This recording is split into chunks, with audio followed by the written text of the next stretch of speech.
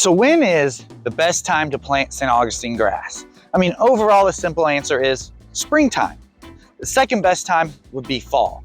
But depending what freeze zone you're in, those times are gonna fluctuate exactly when that is. Now, if you're in South Florida, zone 10, you can pretty much sod year around. February and March are probably gonna be the most ideal times to sod, but you can probably sod all winter long and as well as into the summer. The summer is just gonna be tough because of the extreme heat, so you're gonna make sure you have lots of water if you decide to sod in the summertime. And if you're gonna do the second best time, which is fall, November, December is probably gonna be the best fall time in zone 10 to put down that sod. Now for freeze zone 9, mid-March to early April is probably gonna be your best time to sod. Now, in these areas, I would avoid sodding in January and February because those are definitely going to be the coldest months that we deal with. And the second best time being in fall would be around October,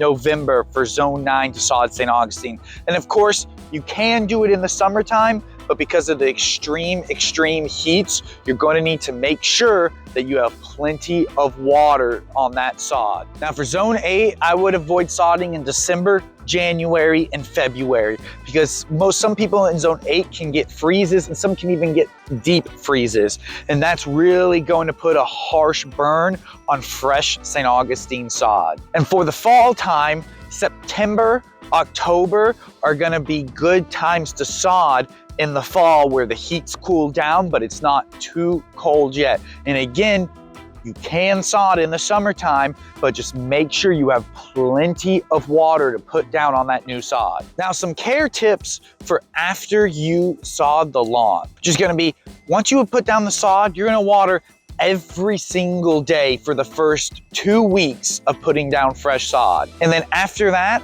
I like to water every other day for the next 2 weeks as well. Then what you want to do after those 30 days is give a good tug on the grass. If it's rooted and in well, you can go back to your normal watering schedule. Now, do not mow the grass for 30 days. I tell people, don't even consider it, don't even think about it. Sometimes you may even have to wait till longer, but don't even consider mowing for 30 days. After 30 days, assess if the lawn is growing. If that new sod is getting tons of new growth and needs a cut, then go ahead and cut it. But if it's established and still not getting tall and thick yet, avoid mowing until you need to. Now, the only fertilizer I would recommend using on new sod is potassium, potash, a 0050, or humic acid.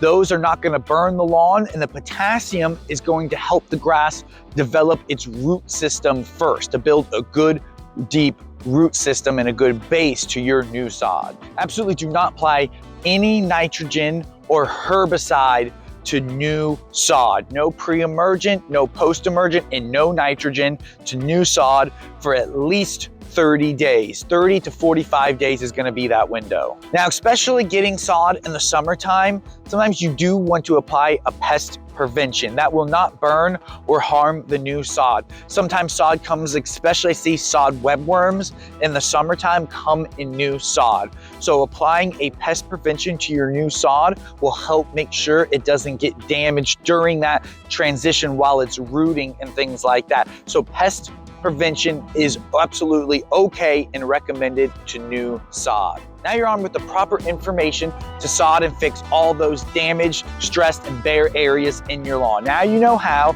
so let's get to it. Get your lawn fixed. Have an awesome lawn this summer. And if my video helped you, please consider liking, subscribing, and commenting. It really helps support the channel. And I also do online consultations and sell lawn kits. If you're interested in either of those, email me at turforganics904@gmail.com. Everyone have a great rest of your day.